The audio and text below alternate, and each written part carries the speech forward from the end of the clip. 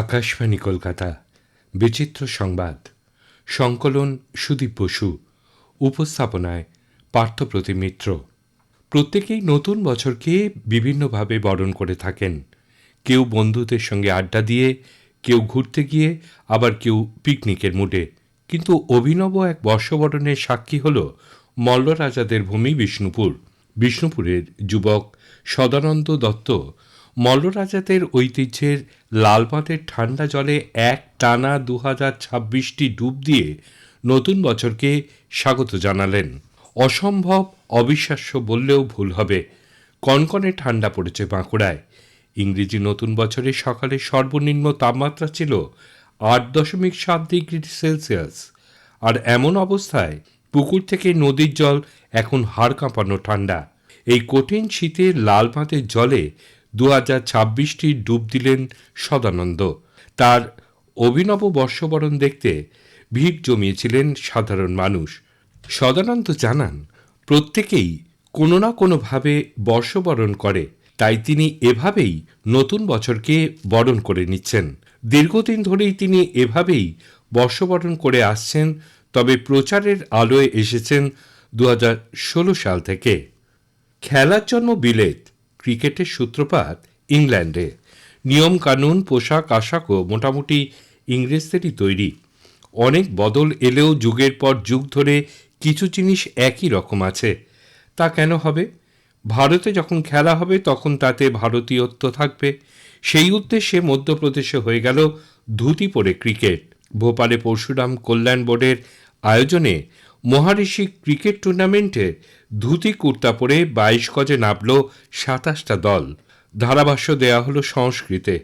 আগেভাগেই জানিয়ে রাখা দরকার, ক্রিকেটাররা কেউ ব্যাট বল নিয়ে নামেননি। মানে নেমেছিলেন ঠিকই, তবে তার নাম ব্যাট বল নয়। সেখানে ব্যাটের নাম দেয়া হয় লাগুর, বলের নাম কান্দুক। ব্যাটারকে বলা হয় বল্লক, বোলারকে গন্ধক। এছাড়া আউট হলে বলা হচ্ছে গ্রহীত। রানের জন্য বরাদ্দ ধাবমান। 4 হলে বলা হচ্ছে চতুষ্কম, 6কে শতকম। চ্যাম্পিয়ন দলকে দেয়া হলো ভগবত গীতা ও রামচরিতমানস, সঙ্গে 21,000 টাকা। ফাইনালে পরাজিত দল পায় 11,000 টাকা। কুকুর সাধারণত বসো, থামো এই ধরনের নির্দেশসূচক শব্দ মনে রাখতে পারে, কিন্তু মজার ব্যাপার হলো এক শ্রেণীর মেধাবী কুকুর এখন কেবল মানুষের কথা আড়ি পেতে শুনেই নতুন নতুন শব্দ শিখে নিচ্ছে। সম্প্রতি এক গবেষণায় কুকুরের এমন বিস্ময়কর বুদ্ধিমত্তার প্রমাণ পেয়েছেন বিজ্ঞানীরা।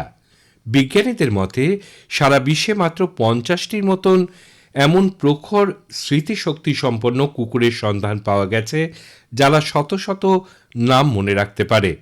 হাঙ্গেরির ইয়টফোর্স লোরান বিশ্ববিদ্যালয় ও অস্ট্রেলিয়ার ইউনিভার্সিটি অব ভেটেরিনারি মেডিসিনের একদল গবেষক এইসব বিশেষ কুকুরের ওপর গবেষণাটি চালিয়েছেন।